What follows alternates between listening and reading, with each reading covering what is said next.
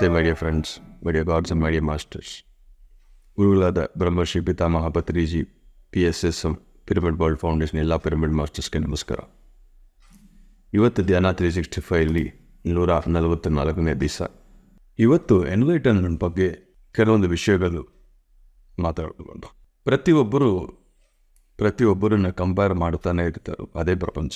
ಯಾರೇ ಆಗಲಿ, ಸ್ಕೂಲ್ ಮಕ್ಕಳಿಂದ ಧ್ಯಾನಿಗಳಿಂದ ಎಲ್ಲರೂ ಒಬ್ಬರ ಹತ್ರ ಕಂಪೇರ್ ಮಾಡ್ತಾನೆ ಇರ್ತಾರೆ. ಈಗ ಧ್ಯಾನದಲ್ಲಿ ಏನು ಕಂಪ್ಯಾರಿಸನ್ ಬರುತ್ತೆ ಅಂದರೆ, ಒಬ್ಬರಿಗೆ ಅನುಭವ ಬರುತ್ತೆ, ಇನ್ನೊಬ್ಬರಿಗೂ ಬರಲ್ಲ. ಅವಾಗ ಈ ಮನಸ್ಸು ಏನು ಹೇಳುತ್ತದಂದರೆ, ನಾನು 3 ತಿಂಗಳಿಂದ ಧ್ಯಾನ ಮಾಡ್ತಾ ಇದ್ದೀವಿ, 1 ವರ್ಷದಿಂದ ಅವರು ಹೀಗೇ ಶುರು ಮಾಡಿದ್ರು, ಬಟ್ ಆದ್ರೂ ಅವ್ರಿಗೆ ವಿಷನ್ಸ್ ಕಾಣಿಸ್ತಾ ಇದೆ, ಮೆಸೇಜಸ್ ಬರ್ತಾ ಇದೆ, ನನಗೇನು ಬರ್ತಾ ಇಲ್ಲ ಅಂತ ಹೇಳ್ತಾರೆ. ಅದಕ್ಕೆ ಅರ್ಥ ಏನು ಅಂದರೆ, ಯಾವಾಗಲೂ ನೆನಪಿಟ್ಕೊಳ್ಳಿ, ಸ್ಪಿರಿಚುವಾಲಿಟಿ ಅನ್ನೋದೊಂದು ಜರ್ನಿ. ಇಂದಿನ ಜನ್ಮದಿಂದ ಒಂದು ಜರ್ನಿ. ನಮ್ಮೆಲ್ಲರಿಗೂ ಗೊತ್ತು, ಒಬ್ಬ ಗ್ರೇಟ್ ಮಾಸ್ಟರ್ ರಮಣ ಮಹರ್ಷಿ ಅವರು ಮನೆಯಿಂದ ಹೋಗ್ಬಿಟ್ಟು ತಿರುವಣ್ಣಾಮಲೆ ಹೋಗಿದ್ರು. ಅಲ್ಲಿ ಹೋಗಿ ಅವರು ಏನು ಮಾಡಿದ್ರು ಅಂದರೆ, ಏನೂ ಮಾಡಿಲ್ಲ, ಸುಮ್ಮನೆ ಕೂತ್ಕೊಂಡಿದ್ರು. ಏನು ಬರುತ್ತೆ ಸುಮ್ಮನೆ ಕೂತ್ಕೊಂಡಿದ್ರೆ ಅಂದರೆ, ಮನಸ್ಸುಗೆ ಒಂದು ಕೆಲಸನೂ ಕೊಟ್ಟಿಲ್ಲ, ಬರೀ ಶೂನ್ಯದಲ್ಲಿ ಕೂತ್ಕೊಂಡಿದ್ರು. ಆ ಸ್ಥಿತಿ ಬರಬೇಕಂದ್ರೆ ತುಂಬ ಕಷ್ಟ. ಏನು ಮಾಡಿಲ್ಲ, ಏನು ಮಾಡ್ತಾ ಇಲ್ಲ, ಬರೀ ಕೂತ್ಕೊಂಡು ಆ ಮನುಷ್ಯನ ಶೂನ್ಯದಲ್ಲಿ ಇಟ್ಕೊಂಡು ಆವಾಗ ಅವ್ರು ಎನ್ಲೈಟ್ ಆಗಿದ್ರು.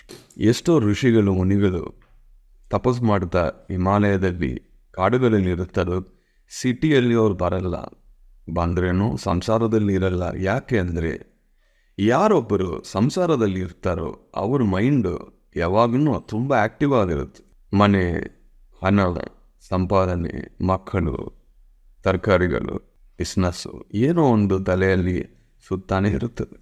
ಕೆರಿಯರು, ಗೋಲ್ಸ್, ಪ್ರಾಬ್ಲಮ್ಸ್, ಇದೆಲ್ಲ ಬೇಡ ಅಂತಲೇ ಋಷಿಗಳು ಮುನಿಗಳು, ಎಷ್ಟೋ ಸಾಧುಗಳು ಈ ಪಬ್ಲಿಕ್ ಲೈಫಿಂದ ದೂರ ಹೋಗ್ಬಿಡ್ತಾರೆ. ಆದರೆ ಮುಕ್ತಿ ಯಾವಾಗ ಸಿಗುತ್ತೆ ಅಂದರೆ, ಸಂಸಾರದಲ್ಲಿ ನಿರ್ಮಾಣ ಅಂತ ಹೇಳಿದ್ರು. ಸಂಸಾರದಲ್ಲಿ ಇಟ್ಟು ನಾವು ಈ ಮನಸ್ಸನ್ನು ಶೂನ್ಯ ಮಾಡೋಕ್ಕೆ ಅನಾಮನಸತಿ ಧ್ಯಾನ ಸಾಕು. ಇದು ಅವರಿಗೆ ಗೊತ್ತಿಲ್ಲ. ಅದಕ್ಕೆ ಎಲ್ಲ ಭೋಗಗಳನ್ನು ಬಿಟ್ಟು, ಎಲ್ಲರನ್ನು ಬಿಟ್ಟು ಅಲ್ಲಿ ಹೋಗಿ ಮನಸ್ಸನ್ನು ಶೂನ್ಯ ಮಾಡಿ ಮತ್ತೆ ಜನ್ಮ ತಗೊಳ್ತಾರೋ ಮುಕ್ತಿ ಮೋಕ್ಷ. ಎಲ್ಲರ ಜೊತೆನೇ ಇಟ್ಕೊಂಡು ಸಂಸಾರದಲ್ಲಿ ವ್ಯಾಪಾರ ಮಾಡ್ತಾ, ಉದ್ಯೋಗ ಮಾಡ್ತಾ ನಮಗೆ ಮುಕ್ತಿ ಮೋಕ್ಷ ಸಿಗುವಂಥ ಒಂದು ದೊಡ್ಡ ಅವಕಾಶ ಬುದ್ಧರು ಆದಮೇಲೆ ಪತ್ರಿಜಿ ನಮಗೆ ಕೊಟ್ಟರು.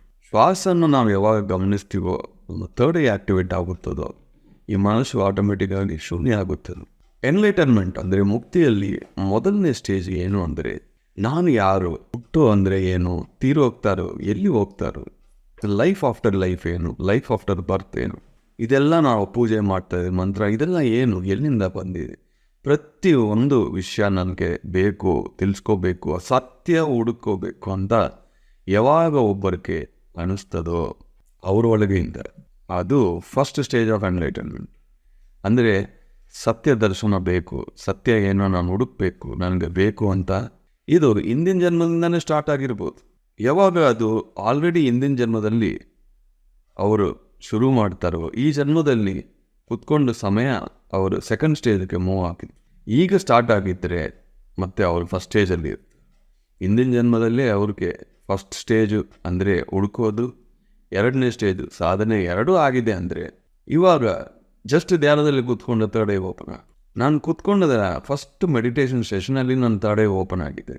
ಎಲ್ಲ ವಿಷಯಗಳು ಅರ್ಥ ಆಗೋದಕ್ಕೆ ನನಗೆ ಶುರುವಾಗಿದೆ. ಯಾಕೆಂದರೆ ಹಿಂದಿನ ಜನ್ಮದಲ್ಲಿ ನಾನು ಎಷ್ಟೊಂದು ಧ್ಯಾನ ಸಾಧನೆ ಮಾಡಿ ಆವಾಗಲೇ ನನಗೆ ತಡೆ ಓಪನ್ ಆಗಿದೆ. ಸೊ ಯಾರಿಗೂ ಕಂಪೇರ್ ಮಾಡಬಾರದು. ಎನ್ಲೈಟನ್ಮೆಂಟಲ್ಲಿ 3 ಸ್ಟೇಜಸ್ಸು. ಮೊದಲನೇ ಸ್ಟೇಜು ಸತ್ಯ ಏನು ಅಂತ ಹುಡುಕ್ತಾರೆ.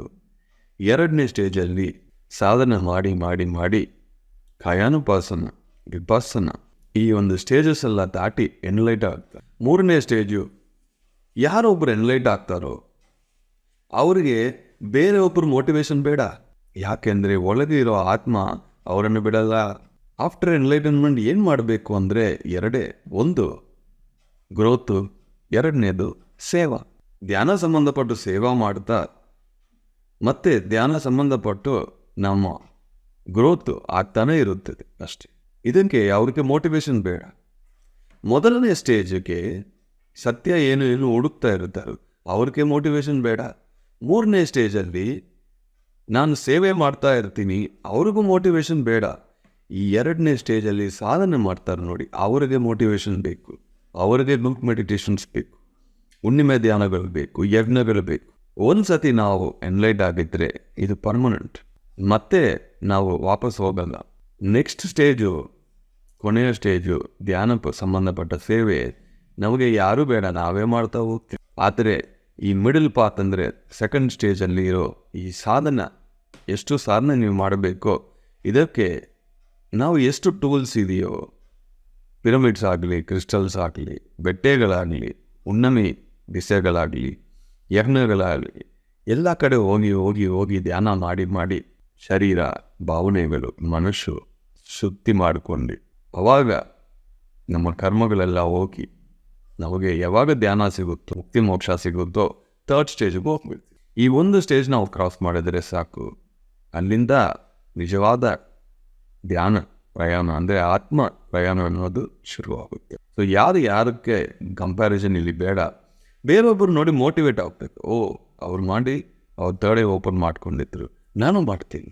ಯಾರ ನಿಮ್ಮ ಹತ್ರ ಬಂದು ನಾನು ಹೀಲಿಂಗ್ ಮಾಡ್ತೀನಿ ಅಂದರೆ ನಮಸ್ಕಾರ ಮಾಡಿಬಿಟ್ಟು ಬೇಡ ಸ್ವಾಮೀಜಿ ಅಂತ ಹೇಳಿ, ನಾನು ನಿಮ್ಮನ್ನು ಟಚ್ ಮಾಡಿ ಏನೋ ಹೀಲ್ ಮಾಡ್ತೀನಿ, 30 ದಿವಸ ಮಾಡ್ತೀನಿ, 20 ದಿವಸ ಮಾಡ್ತೀನಿ ಅಂದರೆ ಬೇಡ. ನಿಮ್ಮ ಕರ್ಮಗಳು ನನಗೂ ಬೇಡ, ನನ್ನ ಕರ್ಮಗಳು ನಿಮಗೂ ಬೇಡ.